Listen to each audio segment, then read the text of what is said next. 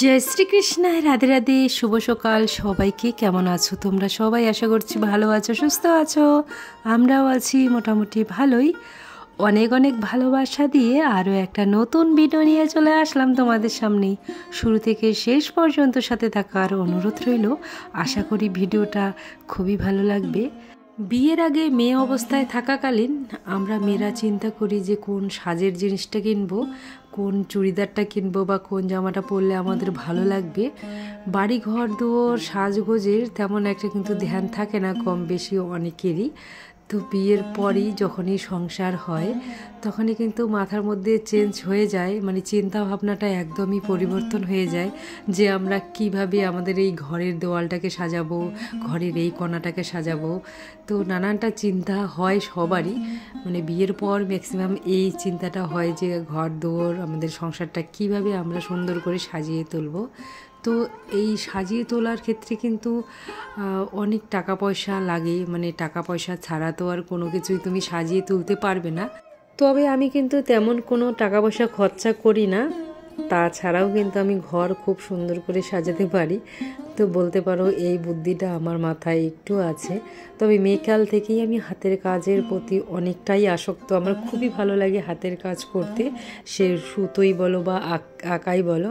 তো এখন তো পরিস্থিতির কারণে অন্যরকম হয়ে গেছে, এখন সময় পাই না। তবে এখানে দেখতে পেলে যে কতগুলো কলস, ছোট হাঁড়ি, মাটির হাঁড়ি। তো এগুলো আমাদের এখানে কয়েকদিন আগে কীর্তন হয়েছিল, সেখানেই কিন্তু অনেকগুলো হাঁড়ি আনা হয়েছে। সেখান থেকে কয়েকটা আমি কালেক্ট করেছি। এগুলো সুন্দর করে পেন্ট করব, পেন্ট করে ঘরের মধ্যেই সাজানোর জন্য।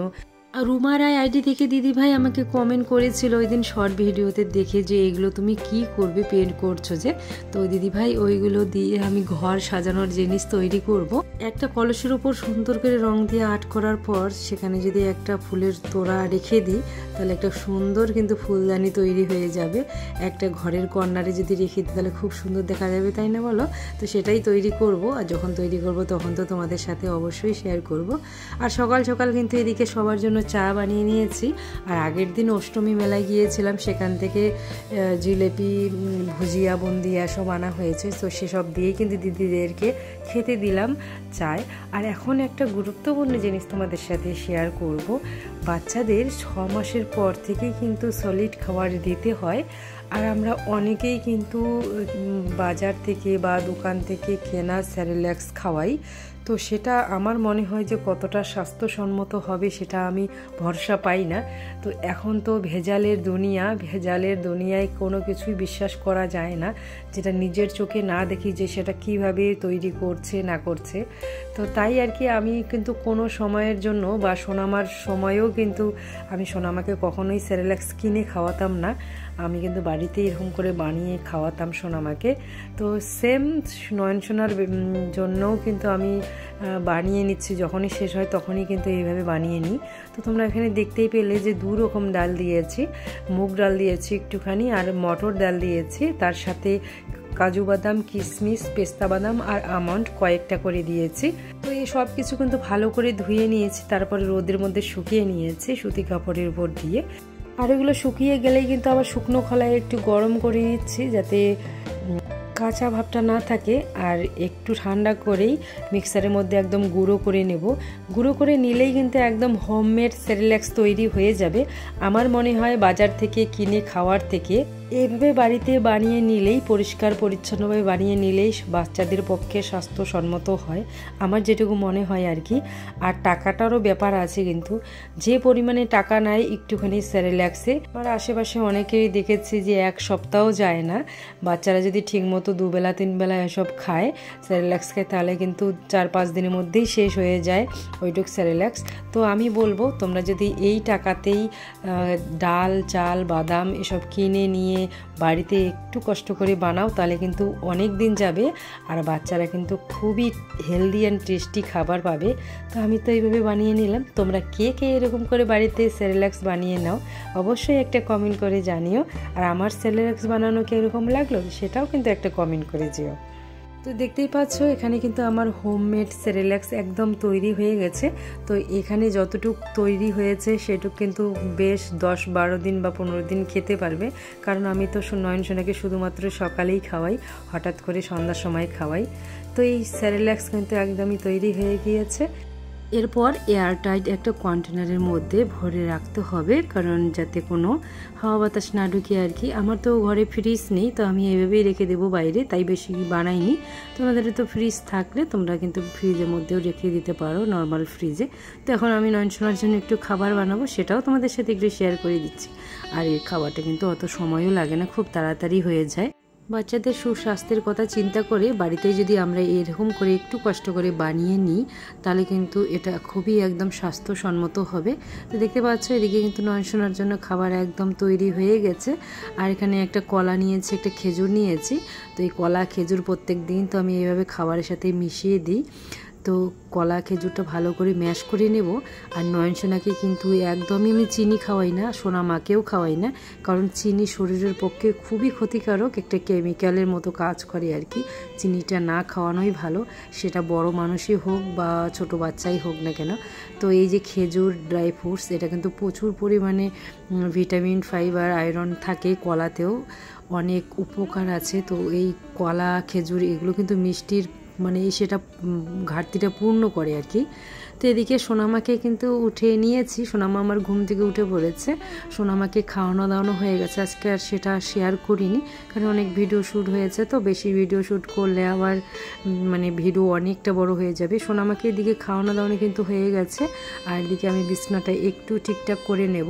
তো সোনামাকে এদিকে আমি লম্বালম্বি শুয়ে দিলাম। তোমরা অনেকেই আমাকে বলেছিলে আগে যে সোনামা যখন বিছানায় শুয়ে থাকবে একদম ঝাড়ু দিয়ে পরিষ্কার না করতে বিছানা, বাচ্চা শুয়ে থাকলে নাকি ঝাড়ু দিতে হয় না। তো তাই আর কি একদম হাত দিয়ে একটু পরিষ্কার করে নিচ্ছি। আর আমার দুষ্টুরা কিন্তু আজকে দেখতে পাচ্ছ না, দুষ্টুরা কিন্তু দিদিদের কোলে ঘুরে বেড়াচ্ছে।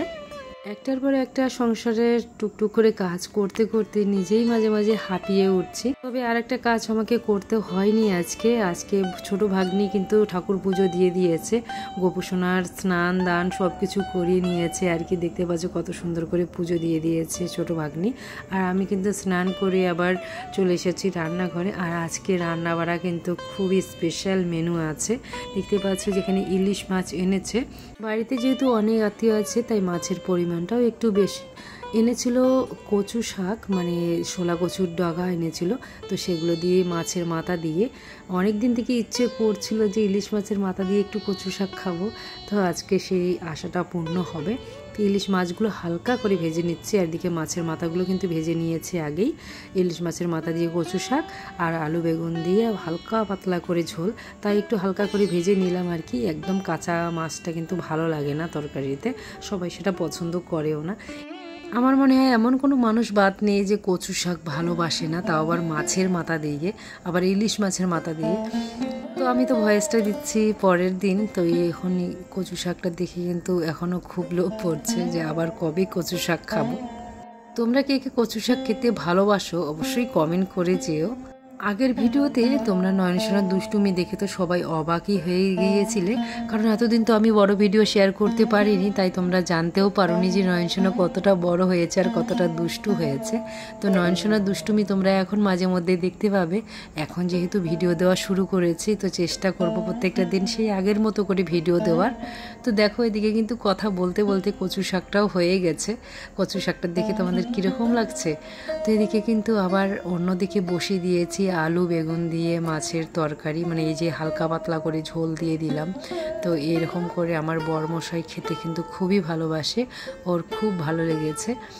আর সকালে কিন্তু মা রান্না করেছিল লতি, পেঁয়াজ রসুন দিয়ে লতি রান্না করেছিল, তো সেই রান্নাটাও আছে, অনেকখানি রান্না করেছিল, কারণ সকালে খাওয়া হয়েছিল আবার আছে, তো সেটাও রয়েছে। তাই আর বেশি কিছু রান্না করছি না, এখন শুধু কচু শাক আর ইলিশ মাছের তরকারিটাই করেছি আমি। তোমাদের সাথে গল্প করতে করতে মাছের তরকারিও কিন্তু একদম ওকে ডান হয়ে গেছে। তো দেখতে পাচ্ছ একদমই হালকা পাতলাভাবে লঙ্কা কেটে দিয়েছি, লঙ্কা বাটাবাটি কিছুই করিনি, কোনো বাটা মশলা দেইনি। তো আমার মনে হয় ইলিশ মাছটা একদম হালকা পাতলাভাবে রান্না করাটাই ভালো, খেতে খুবই ভালো লাগে। বেশি মশলাপাতি দিলে কিন্তু সেই ইলিশ মাছের ফ্লেভারটাই নষ্ট হয়ে যায়, তাই আর কি একদমই হালকা পাতলা করে রান্না করেছি। আর এই সেই সকালের কচুর লতি, এটা মা রান্না করেছিল।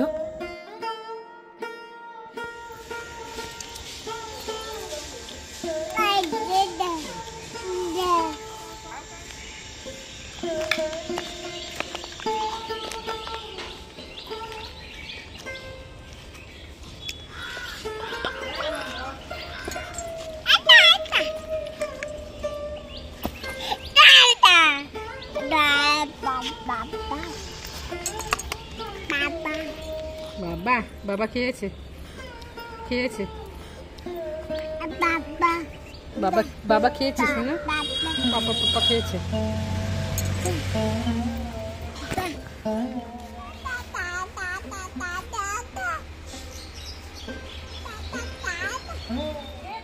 একলা সংসারে ছোট বাচ্চা নিয়ে কিভাবে সেই ভোর 6টা থেকে বিকেল 5টা পর্যন্ত কিভাবে আমি আজকে দিনটা কাটালাম তোমাদের সাথে এটুকুই শেয়ার করলাম। তো এখানে বিকেলের খাওয়া দাওয়া কিন্তু হয়ে গেছে, মানে দুপুরের খাওয়া দাওয়া হয়ে গিয়ে কোনো রেস্ট নেই।